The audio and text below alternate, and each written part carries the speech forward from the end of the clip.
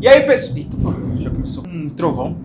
E aí, pessoal, bem-vindos a mais um Plot Twist. E hoje nós falaremos sobre um assunto que está em alta na Netflix e que eu acho que vale a pena um vídeo sobre isso, que é o golpista do Tinder. Mas antes, vamos nos apresentar, né, Saulão? Mal educado você está sendo. Ok. Meu nome é Vinícius Silva. O meu é Saulo Araújo. Nós estamos no canal Plot Twist. Se inscreve no canal, curte, compartilha, faz todas aquelas coisas lá que vocês sabem que vocês têm que fazer, porque dá um apoio pro canal e dá uma força pra nós. Vamos lá?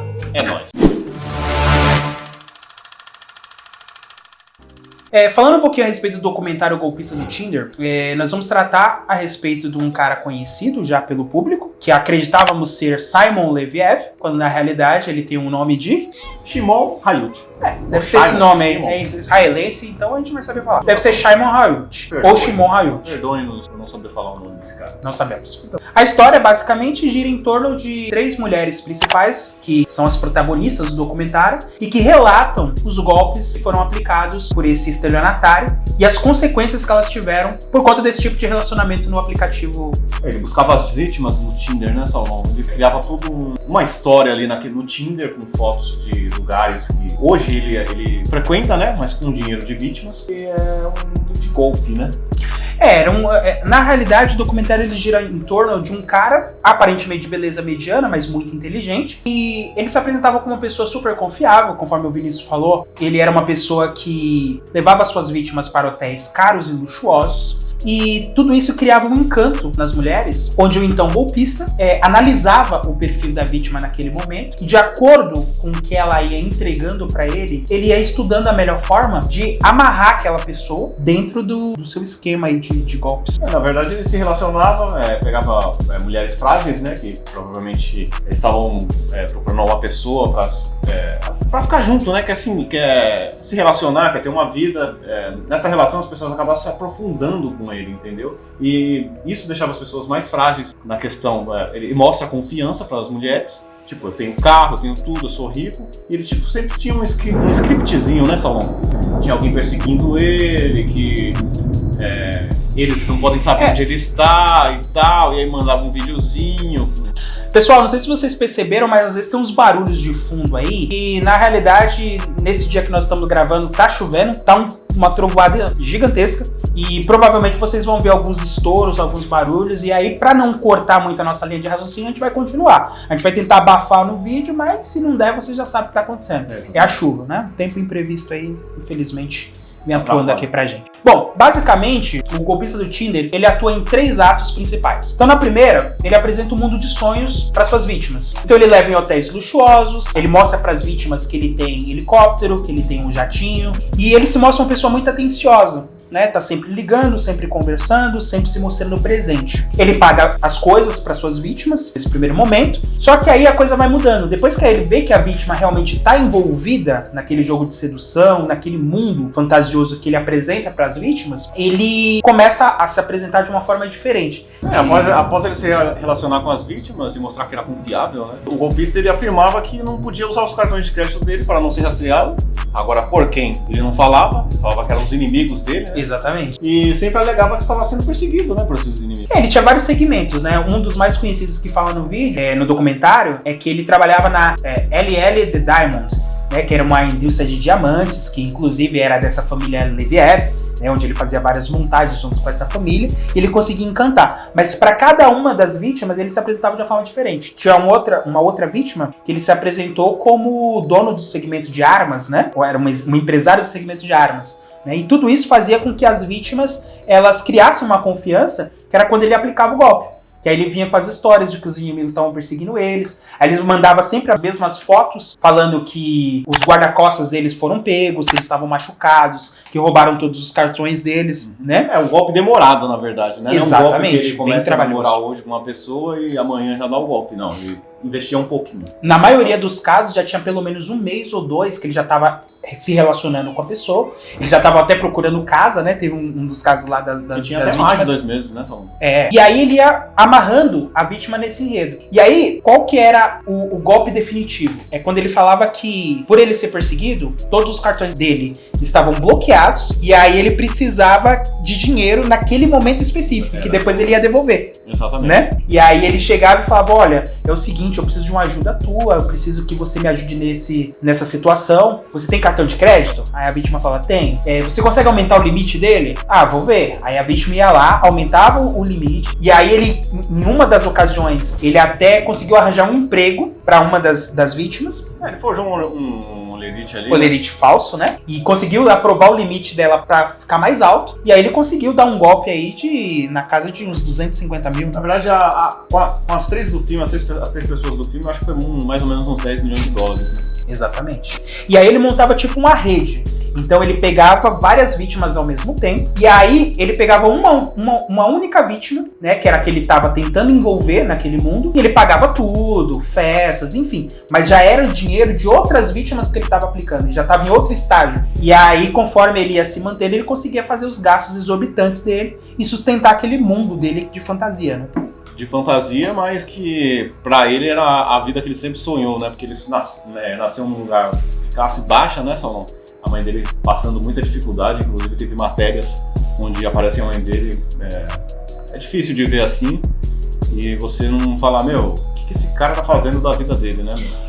Porque na realidade ele não era nem europeu, né? Ele nasceu em Israel e ele saiu de lá foragido justamente porque ele aplicava os golpes, né? Já naquela região, ele já era procurado. Só que ele usou essas habilidades que ele tinha para poder aplicar lá no continente europeu. E aí quando ele viu que ia funcionando com uma vítima, ele ia tentando replicar isso ou adaptar essa situação a outras vítimas, né? E ele realmente conseguia envolver. E não era simplesmente um golpe amoroso. Em uma das vítimas, por exemplo, ele não conseguiu ter um envolvimento amoroso, ele simplesmente criou uma amizade com essa pessoa e quando precisou, né, de dinheiro, ele foi lá e conseguiu sugar o dinheiro dela e dar um golpe, né? Porque a pessoa se considerava amiga, né? Ele tem não é um poder de sedução na questão, ele é sedutor na questão física, mas a sedução é ser confiável, entendeu? É uma pessoa que se mostra muito confiável e as pessoas acreditam nele, né? Se a pessoa tiver numa fase difícil da vida, onde está sozinha, onde não tem muitos amigos, e aí acaba tendo essa pessoa como um ombro amigo, né? Onde o próprio Saulo falou que ele manda mensagem, é muito atencioso, e ele consegue a confiança das pessoas, né? As pessoas se envolvem de verdade nisso, né, Saulo? E eu achei válido, quando a gente estava escrevendo esse roteiro a respeito do golpista do Tinder, eu lembrei, assim, que eu estive envolvido em 5 golpes diferentes. Você não passou o golpe? Não, obviamente que não. Mas tentaram me envolver em 5 golpes. Eu consegui me livrar de 4. Só que uma eu levei. Você caiu. Exatamente. Eu vou contar pra vocês rapidamente os 2 primeiros. Depois eu vou contar um terceiro, que é muito... parece até enredo de filme. E o quarto é justamente sobre o golpista do Tinder. Tem muito a ver com isso, porque as táticas foram parecidas. E eu acho que é bom a gente dividir isso com vocês, justamente para vocês identificarem um possível golpe que talvez possa acontecer com vocês, que tentaram aplicar em mim, que eu tive a oportunidade de me livrar, né? Eu não caí. É até legal você falar, Saulo, porque muita gente cai em golpe hoje em dia. Você vê muita gente idosa caindo em golpe de pessoas querendo roubar dinheiro, falando sobre estelionatário, né? Querendo roubar dinheiro dessas pessoas. E é bom você contar suas histórias, e tem muitas, né, Saulo? Assim, eu vou contar rapidamente 2 golpes que muito conhecidos, tá? Eles costumam aplicar bastante. De uma compra que eu ia fazer dentro do Mercado Livre e o cara acabou direcionando pro WhatsApp. Eu precisava de uma câmera, que eu precisava gravar um vídeo, e eu tava pesquisando câmeras que se adequassem ao valor do que eu precisava pagar. Só que eu encontrei uma câmera que ela tava muito em conta. E eu falei, eu vou tentar pesquisar pra ver se eu consigo comprar essa câmera com esse cara. Aí comecei a tirar algumas dúvidas com ele no Mercado Livre, só que rapidamente ele falou que precisava conversar comigo no WhatsApp. Eu passei meu número, ele entrou em contato comigo, a gente começou a conversar, só que aí ele já começou a vir com a história, que a princípio me amarrou. Qual que era a história? Ele tava passando por muita dificuldade, ele era casado, tinha uma família, e por isso que ele tava vendendo uma câmera muito barata. E aí o que ele queria? A transação pelo Mercado Livre, ele sempre pega uma parte. E demora às vezes pra você repassar essa parte pra quem tá vendendo. Porque a câmera precisa chegar pra você avaliar e você liberar o dinheiro. Só que ele queria cortar toda essa fase. Ele queria que eu já depositasse uma parte do dinheiro pra ele e ele ia depositar no correio pra mim. E aí é que entra o gatilho que me fez cair no golpe, que é de querer uma câmera barata. Esse golpe você caiu. Quase caí. O que acontece? Eu tava no trabalho, aí esse cara tentou me convencer para que eu pudesse fazer o depósito. Eu fui no banco, fiz o depósito dos R$500 e falei, me manda o vídeo de você postando isso. E aí eu já tinha visto o Facebook dele, já tinha visto que ele tinha não sei quantos amigos, família, já sabia quem era a pessoa. Quando eu depositei a grana, eu pedi pra ele me mandar o vídeo. Só que ele mandou um vídeo tão safado do YouTube que mostrava só as pessoas, uma pessoa com a mão, entregando um pacote fechado, que não mostrava que tinha câmera, eu não vi o rosto dele, e ele entregou pra pessoa lá, a responsável pelo correio, e aí não tem nenhum som externo. Geralmente quando você tá num ambiente barulhento, você tem um ruído. E aí ele fala assim, pronto, o Saulo tá feliz, que não sei o quê. Na mesma hora que eu vi aquele vídeo, eu já mandei pra ele e falei assim, mano, você tá me enganando, você é pilantra. Eu comecei a xingar ele de tudo quanto é nome. Só que antes de eu fazer isso, quando eu vi o vídeo que eu vi que era golpe, eu voltei, fui pro banco correndo, pulei a fila de todo mundo, fui direto no caixa e falei, olha, é o seguinte, eu acabei de cair num golpe e eu preciso dar um jeito de recuperar esse dinheiro. Aí expliquei pra ele que eu tinha feito uma transferência e se eu tinha como sustar isso. Aí ele pegou e falou, olha, se o cara já foi no banco e ele conseguiu retirar esse dinheiro, um abraço. E eu muito preocupado, porque ele falou que morava do lado do banco. Eu falei, nossa, desgraçado vai pegar. Só que aí o que acontece? Não deu tempo. Aí o cara conseguiu sustar. Eu ainda mandei um monte de áudio pra ele xingando de tudo quanto é nome. E é engraçado que antes dele me dar o golpe, que eu tava com certo receio, ele tentou aplicar uma psicologia reversa. Ele teve a cara de pau de olhar no meu Facebook e falar assim, Saulo, eu que tive motivos pra desconfiar de você. Você só tem 87 amigos no Facebook? Ou seja, chamou de 100 amigos. Me senti mal, confesso. Mas aí, apesar de tudo isso, eu consegui evitar o golpe, denunciei ele no Facebook, em tudo quanto é postagem dele, tanto que funcionou que outras pessoas entraram em contato comigo, falando que ele já tinha se identificado como outra pessoa, fechado a conta dele. Então é um tipo de pessoa que sempre vai criando várias contas, né? Nunca para. Então esse é o primeiro golpe que você tem que ficar alerta. Sempre quando você for fazer uma compra no Mercado Livre, tem que ser pelo Mercado Livre. Não tente fazer por fora, porque o Mercado Livre ele não vai conseguir te ressarcir caso você caia num golpe. E esses sites são criados exatamente para passar segurança, né? Pra quem compra e pra quem vende, né? Você fazer por fora é um risco muito perigoso. E um outro golpe que eu quase ia caindo, dessa vez foi eu vendendo. Eu precisava vender um notebook meu, que eu precisava de dinheiro, né? Ele tava na casa de uns 2-3 mil reais. E aí eu anunciei ele pra vender. E o cara entrou em contato comigo, entrou em contato pelo WhatsApp. E aí ele falava que ele trabalhava no Banco Safra e que ele precisava desse computador porque era um computador à parte que ele ia dar pra esposa dele, porque ele já tinha um notebook. Só que ele ia viajar e ele precisava desse notebook pro mesmo dia. Aí ele pegou e falou assim, Saulo, eu vou te fazer uma transferência via TED pelo Safra, e já vai o comprovante pra você, só que como é TED vai cair no outro dia. Eu vou aí buscar o computador. Na verdade o TED cai no mesmo dia, só não é DOC? Perdão, é DOC. Bom, não muda a história, né? Enfim, que cairia no outro dia. E aí eu fiquei meio receoso, porque eu já tinha presenciado um outro golpe, que era esse golpe que eu acabei de falar pra vocês. E aí eu tentei investigar um pouco mais a vida do cara. Então o que eu fiz pra não cair no golpe? Eu perguntei o nome dele completo e onde ele morava. E ele passou. E aí o que eu fiz? Eu entrei no Google, pesquisei o endereço, entrei em contato no prédio e perguntei pro porteiro. Falei, eu sei que você não pode me dar muitas informações, mas eu só preciso de uma confirmação tua, porque eu tô com suspeita de que eu vou cair num golpe. Nesse endereço mora fulano de tal, com o nome assim, assado, falei o nome completo. Só me confirma sim ou não. Quando o cara falou não, eu falei, é golpe. E aí, quando que eu matei realmente que era um golpe? Foi quando esse cara me mandou uma outra mensagem falando que a sogra dele tinha sofrido um acidente, ele não iria conseguir buscar o notebook lá, mas ele ia mandar um Uber Flash. E aí nesse Uber eu ia entregar e no outro dia eu ia ter o valor na minha conta. Sempre acontecem muitas coisas com esses caras no mesmo dia, na mesma hora, e é sempre urgente. Quando aconteceu essa coincidência, o que eu fiz? Eu falei pro cara que eu não iria entregar o notebook pra ele. Ele ficou muito bravo, falando que o dinheiro já tinha passado pra minha conta e que eu ia ter que devolver. Eu falei que eu ia devolver sem problema, se o dinheiro realmente caísse. Mas eu já meio que sabia que não iria cair. E aí ele desistiu de ir lá e eu não caí num golpe. Então, mais uma atenção pra vocês, essa questão de transferência. Hoje é mais fácil você não cair, porque naquela época não existia Pix, né? Então ele poderia ter feito o Pix e eu entregaria pra ele normalmente. Esse cara na hora não tem como ser ressarcido. Exatamente. Agora, o golpe mais cabuloso que eu passei foi um golpe que envolveu até emissora de TV, que foi um golpe de uma viagem em Portugal, Vini Boy. Que a minha mãe pegou e falou que eles estavam contratando pessoas para poder trabalhar em Portugal e trabalhar em Miami. Eles iam construir um shopping em Miami e uns empreendimentos lá em Portugal.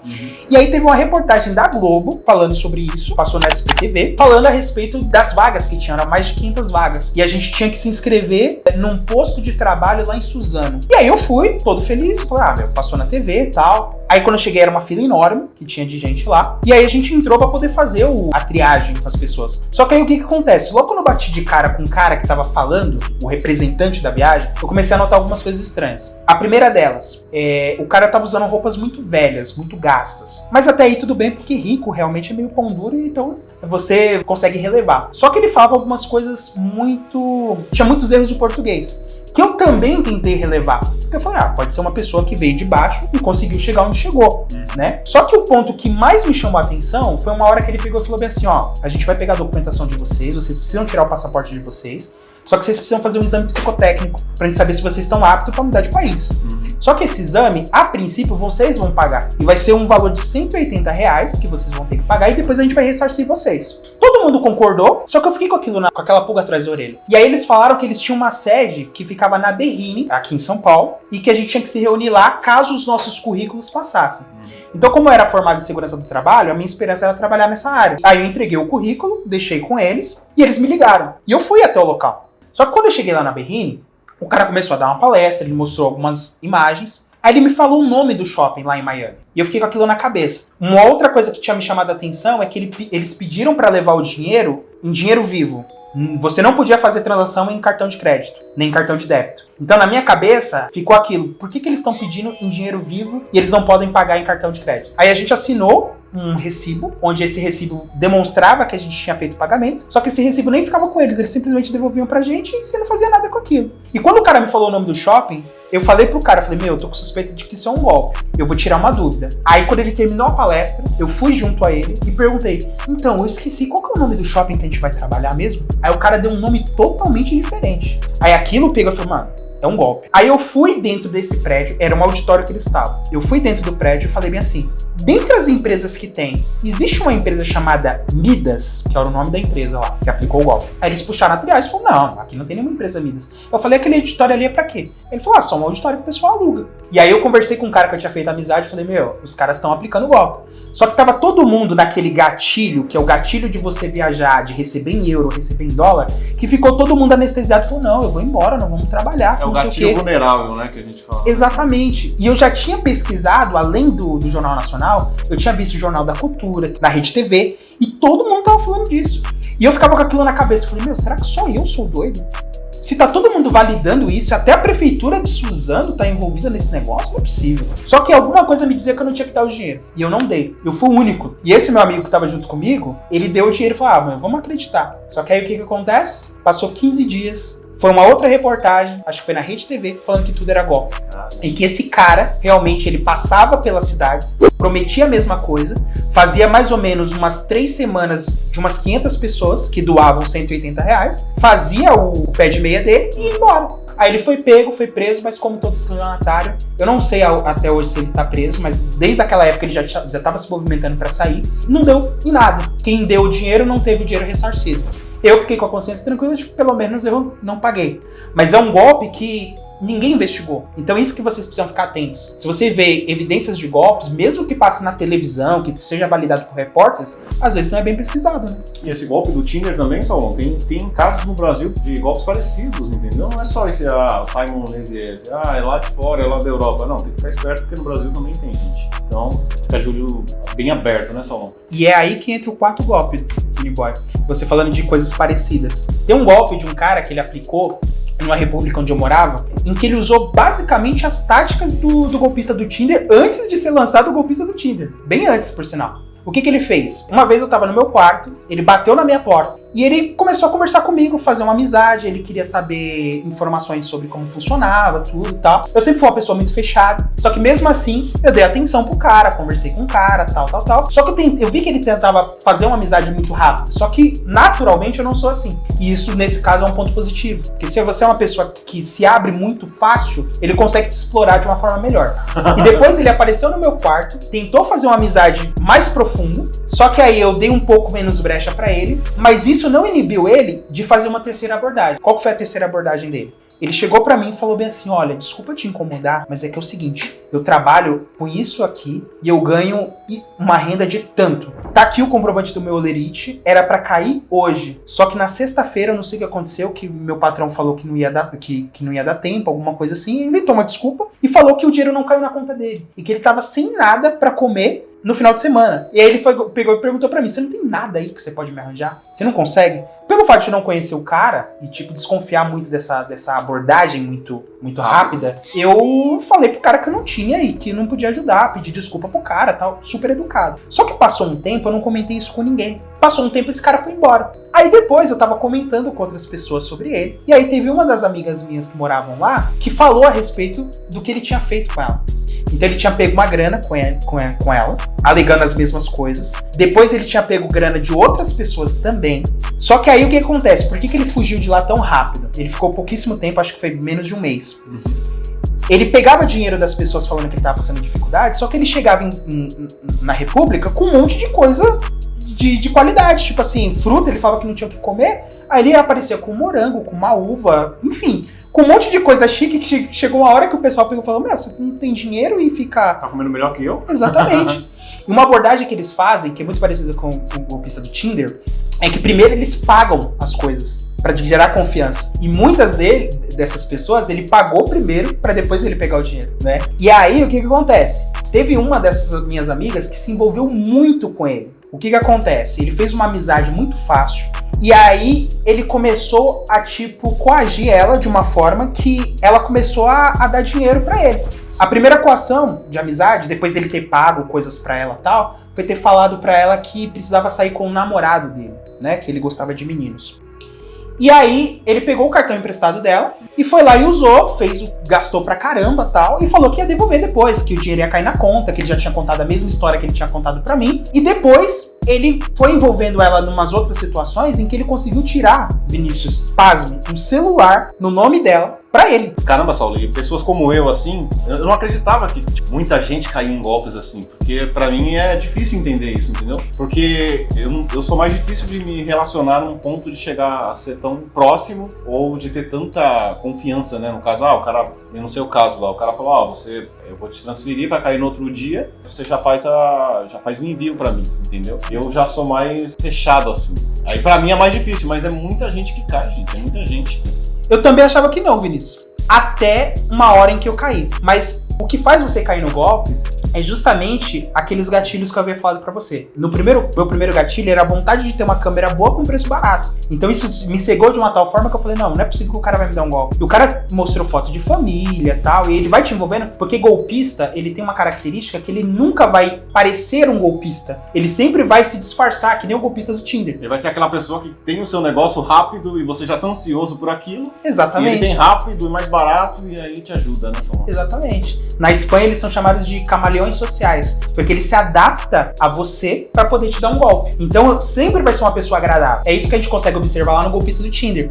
E ele foi muito agradável com essa minha amiga, justamente dando em troca o quê? Amizade, confiança, né? E tudo isso foi fazendo com que ela se envolvesse muito rápido com ele, a ponto dele conseguir tirar 2 cartões dela, tirar o celular no nome dele, gastar dinheiro com o namorado, enfim. Eu sei que essa dívida dessa menina, que ela já tava afundada e ela já deixou bem claro isso pra ele, que ela tava em dificuldades, mas mesmo assim ele não teve escrúpulos, ele foi lá e deu o golpe, deu mais ou menos uma dívida de 4 mil reais. Ela se enrolou pra pagar, ela não sabia o que fazer, só que aí o que acontece? Um belo dia, tô indo eu correr no parque, e aí eu tô voltando, indo pra casa, e aí no meio do caminho eu tô andando, eu passei e eu vi esse cara. Quando eu vi esse cara, demorou um pouquinho pra processar, porque eu falei, mano, eu conheço esse cara de algum lugar, porque eu tinha visto ele poucas vezes. E aí na hora que eu olhei pra trás, ele olhou pra mim também. Aí eu voltei. Eu confesso pra vocês que a minha vontade, depois de tudo que eu ouvi, era moer esse cara na porrada. De partir pra cima dele e arregaçar. Só que aí o que eu precisava fazer? Se eu fizesse um negócio desse, simplesmente esse cara ia desaparecer, ia dar outro golpe a outra pessoa e ia ficar por isso mesmo. E talvez eu fosse até preso, né? O cara me denunciava e tudo, não tinha provas, e não foi o golpe contra mim.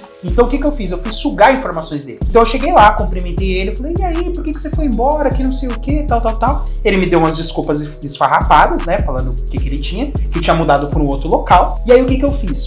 ele tentou. Eu sabia que ele tinha um lado meio assediador, porque ele tentou fazer isso comigo nas primeiras abordagens. E aí eu tentei me aproveitar disso, porque ele tinha me chamado até pra beber, quando ele me viu. E eu falei, não posso, eu vou ter que fazer uma outra coisa, que não sei o que e tal. Mas me dá teu telefone, me dá o teu WhatsApp, que eu preciso. A gente pode marcar alguma coisa.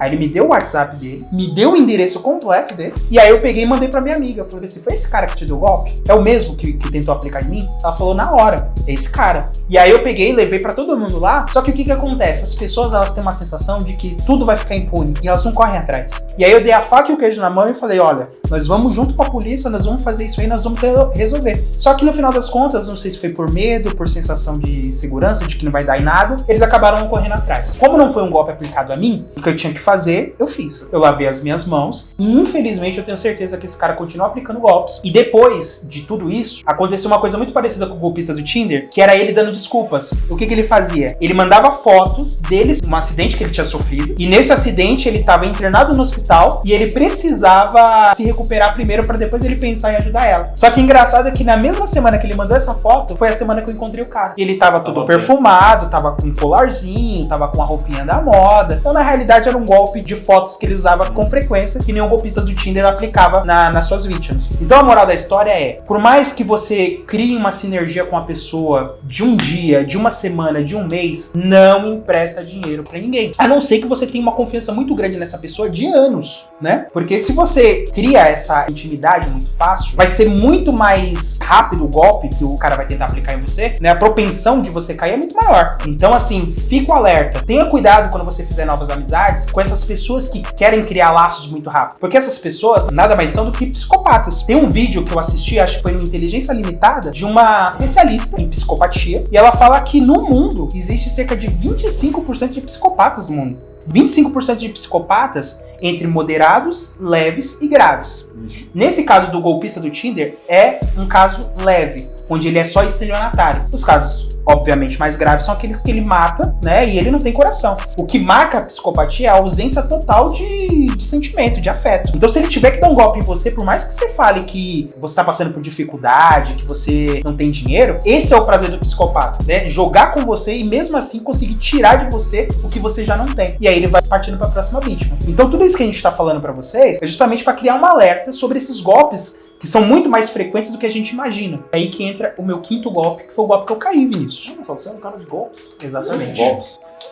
Essa pessoa, eu não vou entrar muito em detalhes, porque é uma pessoa muito próxima a mim, e eu consegui criar uma distância dela, e eu prefiro manter assim. É uma pessoa que, na época, no meu primeiro trabalho, se eu não me engano, ele queria tirar um computador no meu nome. E na época era um computador de última geração. Então, na época, nos valores de hoje, devia dar mais ou menos um computador de uns 5 mil. Ele foi tentando me convencer a fazer isso. Eu tirei o computador no meu nome, parcelado, e aí o que acontece? Ele não pagou uma parcela. Eu tive que arcar com esse prejuízo durante 3 anos para conseguir limpar o nome.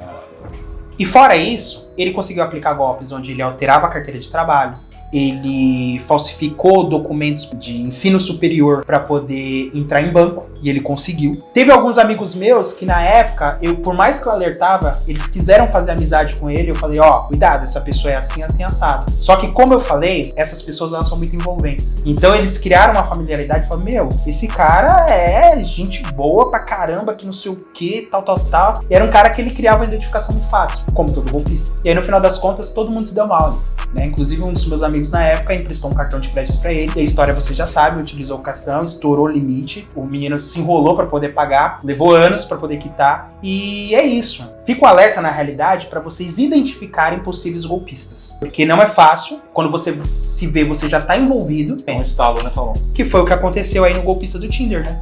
E aí tem algumas curiosidades desse filme que vale a pena a gente argumentar, né, Vinícius? A gente separou pra vocês, né, algumas coisas, mas é mais do filme. A gente deu o Saulo deu um relato aí de 5 golpes, possíveis golpes que ele teria passado, né? Passou por eles. Um ele caiu, ou os outros 4 ele conseguiu sair, né? Mas muito também por causa da experiência, né, Salão? Você passando, você conseguiu ficar mais atento, né? Ficou mais atento a isso. E também um cara curioso, né? Porque você liga num lugar, vai atrás. Então, desconfiem sempre, desconfiem. Bom, falando das curiosidades, a gente vai falar sobre o golpista Simon Levy.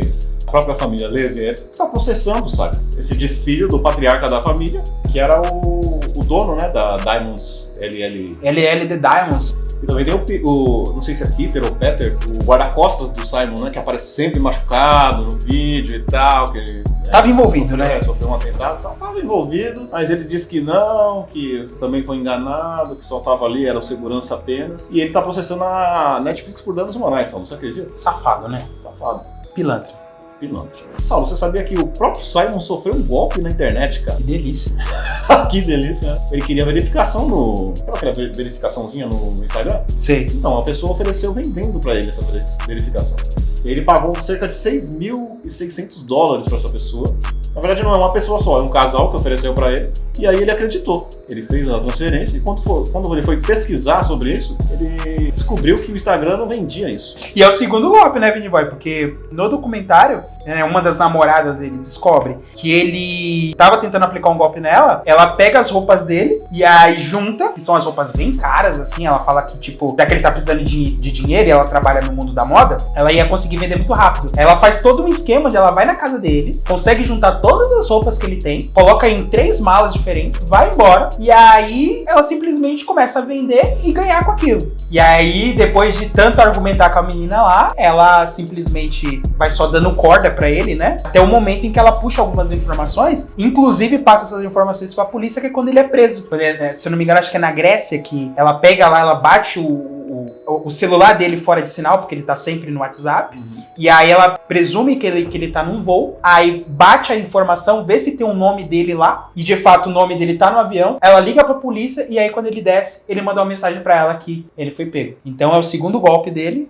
Mas infelizmente não tá preso, né? Ele foi preso. Infelizmente é um caso aí de que o crime compensa, né? Nesse caso. Infelizmente. Então que o alerta que a gente deixa pra vocês é: fiquem espertos para não cair em golpes. É a melhor forma de você se prevenir desse povo. Porque uma vez que você caiu no golpe, é muito difícil você correr atrás, é muito difícil que você consiga a prisão dessa pessoa. Então, e a gente achava, né, Saulão, que esse documentário na Netflix ia prejudicar muito ele. Mas não prejudicou nos golpes, né, que o rosto dele ficou conhecido, né? Mas aconteceu, mas acabou se revertendo como um marketing, né? Acabou se revertendo como um marketing, porque agora ele tá cobrando R$100 mil, mais ou menos, pra ir em festas. E ele tá cobrando também por vídeo personalizado.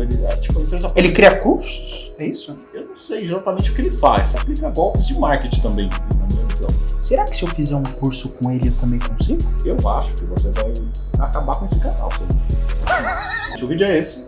Comentem aí, né, se vocês já passaram por algum tipo de golpe. Se passou, comentem em suas histórias. A gente vai ler também. E é bom que também outras pessoas que passarem por esse vídeo, elas vão ver também o tipo de golpes que vocês passaram. Então, eu achei bem relevante a gente falar a respeito disso, né, abordar, porque são várias táticas que eles usam, e aí você vai pelo menos criando um alerta. Quando você passar por coisas parecidas, você já sabe que é um possível golpe. Exatamente. Tá bom? Então deixa seu like, compartilha, comentem no canal.